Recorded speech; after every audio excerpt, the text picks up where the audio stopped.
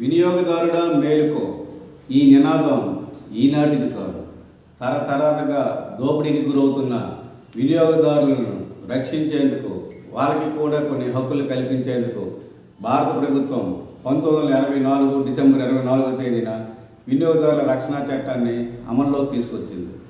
ఆ రోజు నుంచి ఇప్పటి వరకు ప్రతి సంవత్సరం డిసెంబర్ 24వ తేదీన జాతీయ వినియోగదారుల హక్కుల రక్షణ దినోత్సవంగా ఈరోజు మనం సెలబ్రేట్ చేసుకోవడం జరుగుతుంది.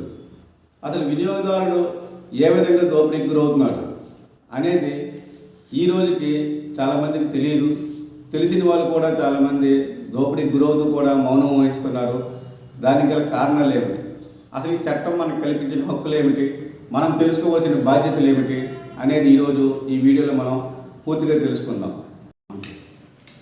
సాంకేతికత పెరగడంతో, ఆన్లైన్ ట్రాన్సాక్షన్లు ఎక్కువడంతో, డిజిటల్ లావాదేవీలు చాలా ఎక్కువగా పెరగడంతో, టెలిమార్కెటింగ్ తదితర అంశాలు ఎక్కువగా ప్రాచుర్యంలోకి రావడంతో కేంద్ర ప్రభుత్వం వినియోగదారుల కోసం 2019లో ఒక కొత్త చట్టాన్ని అమల్లోకి తీసుకొచ్చింది. పాత చట్టం స్థానంలో ఈ కొత్త చట్టం 2019లో మనకి చేయడం జరిగింది. 2020 జూలై 20 తేదీ నుంచి దేశం మొత్తం ఈ చట్టం అమల్లోకి రావడం జరిగింది. ఈ కొత్త చట్ట నిబంధనలో ఆన్లైన్ వ్యవహారాల నిబంధనలు కూడా తీసుకురావడంతో అమెజాన్, ఫ్లిప్కార్ట్ వంటి దిగ్గజ సంస్థలకు కూడా ఈ చట్టం వర్తిస్తుంది. అసలు వినియోగదారుల హక్కులు ఏమిటి, ఆ హక్కులు భంగం కలిగితే ఎక్కడ ఫిర్యాదు చేయాలి, ఎలా పరిహారం పొందాలి, ఎలా న్యాయం చేసుకోవాలి అనే వ్యవహారాలని ఈరోజు ఈ వీడియోలో మనం తెలుసుకుందాం. లాయర్ అవసరం లేకుండా నేరుగా వినియోగదారుడే ఈ ఫిర్యాదుని చేసుకోవచ్చు. లాయర్ అవసరం లేకుండా ఎలా చేయాలి, ఎక్కడ ఫిర్యాదు చేయాలి అనేది తెలుసుకుందాం. జిల్లా స్థాయిలో కన్జ్యూమర్ ప్రొటెక్షన్ కమిషన్ అనేది ఉంటుంది. అక్కడ మనం నేరుగా ఫిర్యాదు చేయొచ్చు. మనకి తప్పనిసరిగా న్యాయం జరుగుతుంది. వస్తు సేవల్లో లోపాలు జరిగితే నేరుగా లాయర్ సహాయం లేకుండా ఈ కమిషన్లో మనం ఫిర్యాదు చేయొచ్చు. 5 లక్షల విలువైన వస్తు సేవలకు సంబంధించిన కేసుల్లో ఎలాంటి కోర్టు ఫీజు కూడా మనం చెల్లించిన అవసరం లేదు, గుర్తుపెట్టుకోండి. చట్టం ప్రకారం నమోదైన కేసులో 120 రోజుల్లోపు జిల్లా కోర్టు అనేది తీర్పు వెలువరించడం జరుగుతుంది. ఈ తీర్పులో మీరు కానీ సంతృప్తి చెందకపోతే మీరు నేరుగా రాష్ట్ర కమిషన్లో మీ ఫిర్యాదుని అందించవచ్చు. సాంకేతికత పెరగడంతో, ఆన్లైన్ ట్రాన్సాక్షన్లు ఎక్కువడంతో, డిజిటల్ లావాదేవీలు చాలా ఎక్కువగా పెరగడంతో, టెలిమార్కెటింగ్ తదితర అంశాలు ఎక్కువగా ప్రాచుర్యంలోకి రావడంతో కేంద్ర ప్రభుత్వం వినియోగదారుల కోసం 2019లో ఒక కొత్త చట్టాన్ని అమల్లోకి తీసుకొచ్చింది. పాత చట్టం స్థానంలో ఈ కొత్త చట్టం 2019లో మనకి చేయడం జరిగింది. 2020 జూలై 20 తేదీ నుంచి దేశం మొత్తం ఈ చట్టం అమల్లోకి రావడం జరిగింది. ఈ కొత్త చట్ట నిబంధనలో ఆన్లైన్ వ్యవహారాల నిబంధనలు కూడా తీసుకురావడంతో అమెజాన్, ఫ్లిప్కార్ట్ వంటి దిగ్గజ సంస్థలకు కూడా ఈ చట్టం వర్తిస్తుంది. అసలు వినియోగదారుల హక్కులు ఏమిటి, ఆ హక్కులు భంగం కలిగితే ఎక్కడ ఫిర్యాదు చేయాలి, ఎలా పరిహారం పొందాలి, ఎలా న్యాయం చేసుకోవాలి అనే వ్యవహారాలని ఈరోజు ఈ వీడియోలో మనం తెలుసుకుందాం. లాయర్ అవసరం లేకుండా నేరుగా వినియోగదారుడే ఫిర్యాదు చేయవచ్చు. లాయర్ అవసరం లేకుండా నేరుగా వినియోగదారుడే ఈ ఫిర్యాదుని చేసుకోవచ్చు. లాయర్ అవసరం లేకుండా ఎలా చేయాలి, ఎక్కడ ఫిర్యాదు చేయాలి అనేది తెలుసుకుందాం. జిల్లా స్థాయిలో కన్జ్యూమర్ ప్రొటెక్షన్ కమిషన్ అనేది ఉంటుంది. అక్కడ మనం నేరుగా ఫిర్యాదు చేయొచ్చు. మనకి తప్పనిసరిగా న్యాయం జరుగుతుంది. వస్తు సేవల్లో లోపాలు జరిగితే నేరుగా లాయర్ సహాయం లేకుండా ఈ కమిషన్లో మనం ఫిర్యాదు చేయొచ్చు.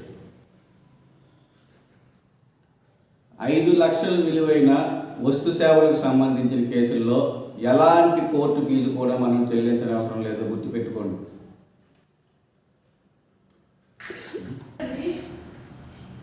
చట్టం ప్రకారం నమోదైన కేసులో 120 రోజుల్లోపు జిల్లా కోర్టు అనేది తీర్పు వెలువరించడం జరుగుతుంది. ఈ తీర్పులో మీరు కానీ సంతృప్తి చెందకపోతే మీరు నేరుగా రాష్ట్ర కమిషన్లో మీ ఫిర్యాదుని అందించవచ్చు. వస్తువు ఎక్కడ కొన్నా వినియోగదారుడు నివసించే జిల్లాలోనే ఫిర్యాదు చేయవచ్చు.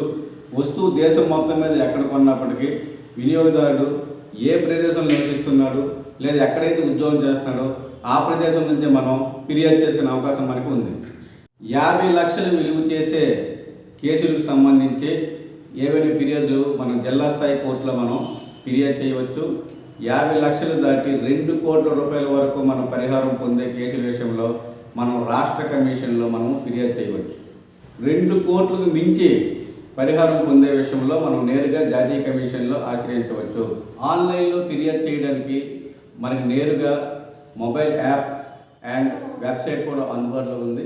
మనం ఆన్లైన్లో ఫిర్యాదు చేయదలుచుకుంటే నేరుగా మనం eDakil.nic.in లింక్ కూడా నేను డిస్క్రిప్షన్లో ప్రొవైడ్ చేస్తాను. eDakil.nic.in అనే వెబ్సైట్ లేదా యాప్లో మనం ఫిర్యాదు చేయవచ్చు. అలాగే national consumer help line NCH అనే మొబైల్ యాప్లో కూడా మనం మన యొక్క ఫిర్యాదుల్ని నమోదు చేయవచ్చు. మన యొక్క కంప్లైంట్ని నేరుగా మనం ఫోన్ ద్వారా కూడా మనం తెలియజేయవచ్చు. దానికోసం టోల్ ఫ్రీ నెంబర్ కూడా ఉన్నాయి. ఇక్కడ నేను స్క్రీన్ మీద ఇస్తాను. 1915 అనే టోల్ ఫ్రీ నెంబర్కి మనం ఫోన్ ద్వారా ఫిర్యాదు చేయవచ్చు.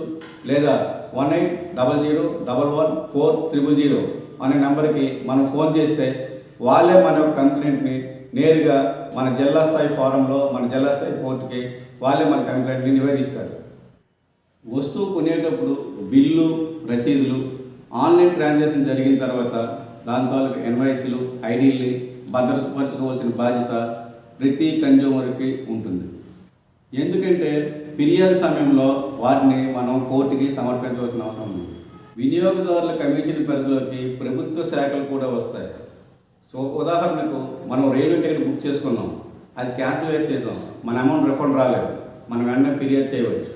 అలాగే ఏ ప్రభుత్వ శాఖ మీదైనా మన యొక్క హక్కులకు భంగం కలిగితే మనము నేరుగా మనం ఫిర్యాదు చేయవచ్చు.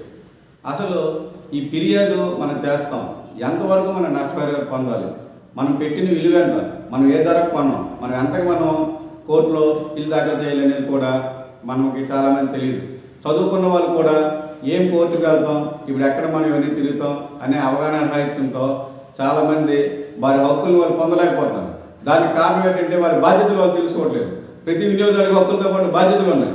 ఏంటి ఆ బాధ్యతలు? మనం ఆ బాధ్యత తెలుసుకోవాలి. వస్తువు నాణ్యతను మనం ముందుగా చూసుకోవాలి. వస్తువు క్వాంటిటీని మనం ముందుగా చూసుకోవాలి. వస్తువు ధరను మనం చూసుకోవాలి. అలాగే వస్తువు ఎక్స్పైరీ డేట్ మనం చూసుకోవాలి. అవన్నీ చూసుకోవాల్సిన బాధ్యత కూడా మన మీద ఉంది. సపోజ్ ₹1 పెట్టి ఒక ట్యాబ్లెట్ కొన్నాం, అది ఎక్స్పైరీ డేట్ అయిపోయింది, అది వేసుకున్న వ్యక్తి చనిపోయాడు. నువ్వు ఎంతకయ్యా వేయాలి? నువ్వు ఎంత నష్టపరిహారం కోరుతావు? నువ్వు ఇచ్చింది రూపాయి నువ్వు బిల్ తీసుకున్నావా? తీసుకోవు, రూపాయి కదా. కానీ నువ్వు నష్టపరిహారం ఎలా పొందుతావు బిల్ తీసుకోకపోతే? కాబట్టి నువ్వు కొన్ని ₹1 నువ్వు ₹1,00,00,000, 5 కోట్లు, నువ్వు ఎంతైతే నీ కుటుంబంలో నీ నష్టపోయావు, ఆ చనిపోయిన వ్యక్తి వల్ల ఎంతమంది బతుకుతున్నారు, నువ్వు ఎంతైనా నువ్వు కోర్టులో నష్టపరిహారం పొందవచ్చు. అది నీ హక్కు, నీ బాధ్యత నువ్వు కలిగినప్పుడే నీ హక్కు నువ్వు పొందగలవు. మనం ఏ వస్తువునైనా మనం తీసుకునేటప్పుడు క్వాంటిటీ, ధర, క్వాలిటీ అన్నీ కూడా చూసుకోవాలి. ముఖ్యంగా ఎక్స్పైరీ డేట్ చూసుకోవాలి. ప్రతి ఒక్క రూపాయిని కూడా మనం బిల్ తీసుకోవాలి.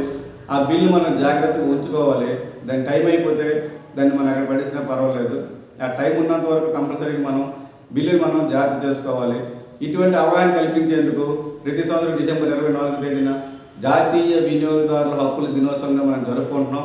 ఈ సంవత్సరం కేంద్ర ప్రభుత్వం అలాగే మన రాష్ట్ర ప్రభుత్వం చాలా ప్రతిష్టాత్మకంగా ఈ విషయాన్ని ప్రజల్లో తీసుకెళ్ళాలి, అందరికీ అవగాహన కల్పించాలని చాలా పకడ్బందీగా చాలా ముఖ్యంగా తీసుకొని ఈ వ్యవహారం జరుగుతుంది. ప్రతి కాలేజీలోనూ, ప్రతి కళాశాలలోనూ, ప్రతి ఇంటికి కూడా ఈ వ్యవహారం చేరేటట్టుగా విద్యావంతుల ద్వారా, ఉద్యోగస్తుల ద్వారా ఈ వ్యవహారాలు అందరూ తెలుసుకోవాలని చెప్పి భారీ ప్రణాళికతో ముందడుగు వేస్తుంది. రేపు 18 తేదీ నుంచి 24వ తేదీ వరకు చాలా కార్యక్రమాలు ఉంటాయి. అది అందరూ బాధ్యతగా తీసుకోవాలి. ముఖ్యంగా విద్యార్థులు మీరు తెలుసుకొని మీ గ్రామాల్లోన, మీ ఇంట్లోన, మీకు తెలిసిన సమాజంలోన ఎవరైతే ఈ హక్కులు పొందలేకపోతున్నారో వారందరికీ కూడా మీరు తెలియజేసి వాళ్ళ హక్కులను వాళ్ళు పొందే విధంగా వాళ్ళ బాధ్యతలు మీరు గుర్తు చేయాలి. అది విద్యార్థులుగా మీ బాధ్యత.